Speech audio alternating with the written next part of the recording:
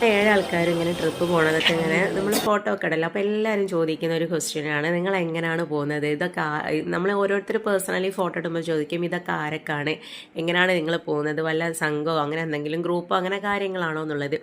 ഇതൊന്നും അല്ല കേട്ടോ, നമ്മൾ നൈബേഴ്സാണ്. നൈബേഴ്സ് കം ഇപ്പം നല്ല തിക്ക് ഫ്രണ്ട്സ് ആയിട്ടുള്ള 7 ആൾക്കാരാണ് കേട്ടോ നമ്മൾ. അപ്പോൾ നമ്മളിപ്പോൾ ഇത് തുടങ്ങിയിട്ടൊരു 3 വർഷമായി. അപ്പോൾ നമ്മൾ ഫസ്റ്റ് നമ്മളെ തൊട്ടടുത്ത വീട്ടിലൊരു കല്യാണം ഉണ്ടായിരുന്നു.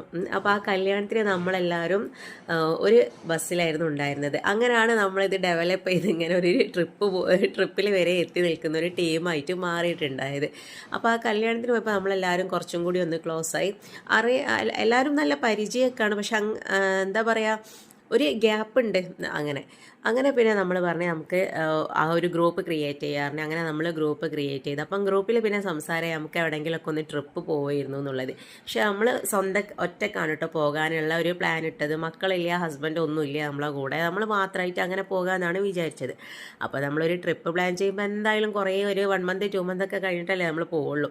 അങ്ങനെ നമ്മൾ പിന്നെ ജനുവരി 1 പോകാമെന്ന് വിചാരിക്കുന്നത്. അപ്പോൾ നമ്മളെ കൂട്ടത്തിലുള്ള ഒരാൾക്ക് പെട്ടെന്നൊരു ഒരു ഹോസ്പിറ്റൽ കേസ് വന്ന്, അപ്പോൾ ആൾക്ക് വരാൻ പറ്റില്ല. അപ്പോൾ നമ്മൾ പറഞ്ഞ് പിന്നെ നമ്മൾ മാറ്റി വെക്കാമെന്ന്. പക്ഷേ ആൾ പറഞ്ഞ് വേണ്ട, ഫസ്റ്റത്തെ അല്ലേ, നിങ്ങൾ എന്തായാലും പോയി കയറുന്ന. ആൾ ഭയങ്കര സപ്പോർട്ടിങ്. അപ്പോൾ നമ്മൾ വിചാരിച്ചു എന്നാൽ പിന്നെ എന്തായാലും പോവാമെന്ന് വിചാരിച്ചു. അങ്ങനെ നമ്മൾ ഫസ്റ്റ് പോയതാണ് വയനാട്ടിലേക്ക്. അപ്പോൾ നമ്മൾ കയ്യിൽ നിന്നൊക്കെ എല്ലാവരും ഇൻഡിവിജ്വലായിട്ട് എല്ലാവരും പൈസയൊക്കെ എടുത്തിട്ടാണ് കേട്ടോ പോയത്.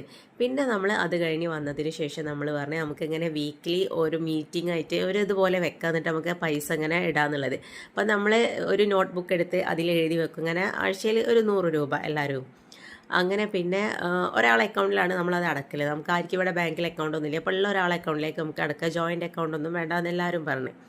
അങ്ങനെ പിന്നെ നമ്മൾ എന്താക്കി, ഒരു ചെറിയ പാസ്ബുക്ക് വാങ്ങിയിട്ട്, അപ്പോൾ ഓരോരുത്തരുടെ എമൗണ്ട് നമുക്ക് അങ്ങനെയല്ലേ മനസ്സിലാവുള്ളൂ. അപ്പോൾ ഒരു ഇൻട്രസ്റ്റ് ആണല്ലോ അതിലിങ്ങനെ പൈസ കൂടുന്നതിനനുസരിച്ച് നമുക്ക് കൂടുതൽ വെക്കാനായിട്ട് നമുക്ക് ഇങ്ങനെ തോന്നല്ലോ. അങ്ങനെ നമ്മൾ വെച്ചിട്ടാണ് പിന്നത്തെ പോകൊക്കെ നമ്മൾ തുടങ്ങിയത്. അങ്ങനെ ഇപ്പോൾ നമ്മളൊരു 6-7 പ്രാവശ്യം പോയിട്ടോ. പിന്നെ നമുക്ക് അങ്ങനെ ഒരു ബോറടിക്കുന്ന ടൈം വരുമ്പോൾ നമ്മൾ അങ്ങനെ അങ്ങോട്ട് പോകും. പക്ഷെ നമ്മൾ പിന്നെ വീട്ടുകാരോടാണ് കേട്ടോ സ്പെഷ്യൽ താങ്ക്സ് പറയേണ്ടത്. എന്താണെന്ന് വെച്ചിട്ടുണ്ടെങ്കിൽ നമ്മൾ സ്കൂളിലെ ദിവസമാണ് ഇവിടെയൊക്കെ പോവൽ. അപ്പോൾ മക്കളെ സ്കൂളിൽ പറഞ്ഞേക്കാനും പിന്നെ വീട്ടിലെ കാര്യങ്ങളൊക്കെ നമ്മൾ ഹസ്ബൻഡ് തന്നെ നല്ല സപ്പോർട്ടാണ്. എല്ലാവരും ഒറ്റക്കൊറ്റക്ക് താമസിക്കുന്ന ആൾക്കാരാണ്. അപ്പോൾ അവർ പറയും പൊയ്ക്കോളാന്ന് പറയും. അവർക്ക് വലിയ കുഴപ്പമൊന്നുമില്ല, പ്രശ്നമൊന്നുമില്ല, ഞങ്ങൾ പൊയ്ക്കോന്ന് പറയും. അങ്ങനെയാണ് ഞങ്ങൾ ഇങ്ങനെ പോവൽ തുടങ്ങിയത്. ഇനി നമ്മൾ സ്റ്റേക്കേഷനൊന്നും നമ്മൾ ഇതുവരെ ചെയ്തിട്ടില്ല കേട്ടോ. അത് പിന്നെ നമുക്ക് മക്കളെയൊക്കെ വിട്ട് നിൽക്കാൻ ഒരു പ്രയാസമുള്ളതിനോണ്ടാണ് നമ്മൾ ഇതുവരെ സ്റ്റേക്കേഷനൊന്നും ചെയ്യാഞ്ഞത്. ഇനി ഇൻഷാ അല്ലാഹ് വെക്കേഷനൊക്കെ വരുമ്പോൾ നമ്മൾ എവിടെയെങ്കിലും ഒരു ദിവസമൊക്കെ നിൽക്കണം എന്നൊക്കെ വിചാരിക്കുന്നുണ്ട്.